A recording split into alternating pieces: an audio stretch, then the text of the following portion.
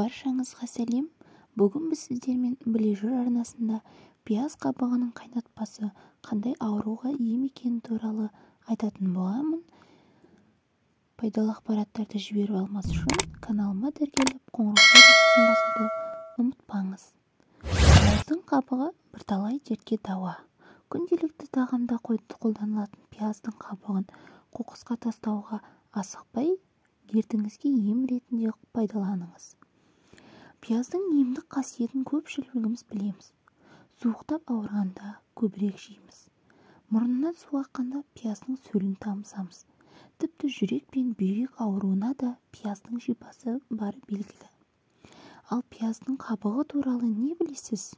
Оның емдік қасиеті орасан зор екенін естігенсіз бе? Сізге таңсық тақырып болса, соңына дейін көруге кеңес беремін.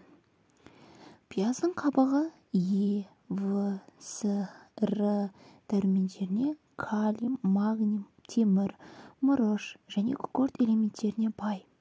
Сонымен қатар құрамында каротин, кверцетин сынды заттарының арқасында вирусқа, инфекцияға қарсы күресетін күшке ие. Пияздың қабығы терінің саулығын жақсартады әрі жасартады. Жүрек қан тамыр ауруларының алдын алады. Еркектік қуатты арттырады.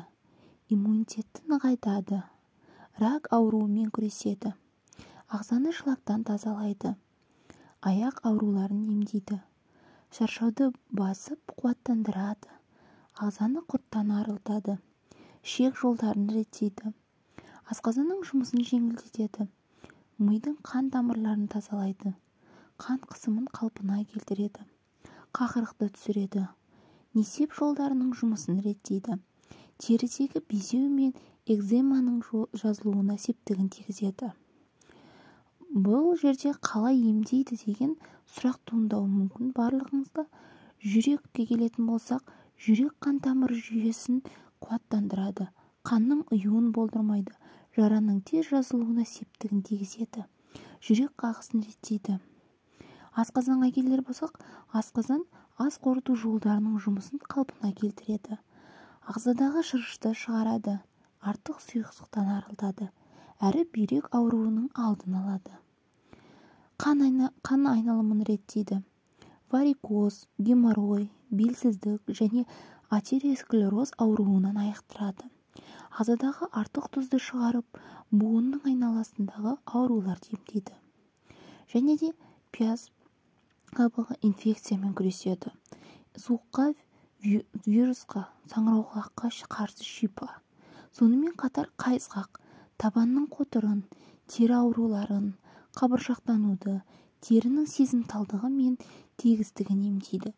Бұл жігіттердегі ауырлықты, шаршауды, күйзелісті болдырмайды. Сондай-ақ шаштың түсуін тоқтатып, қайраттандырып, қуаттандырады. Әрі жылтырлығын арттырады.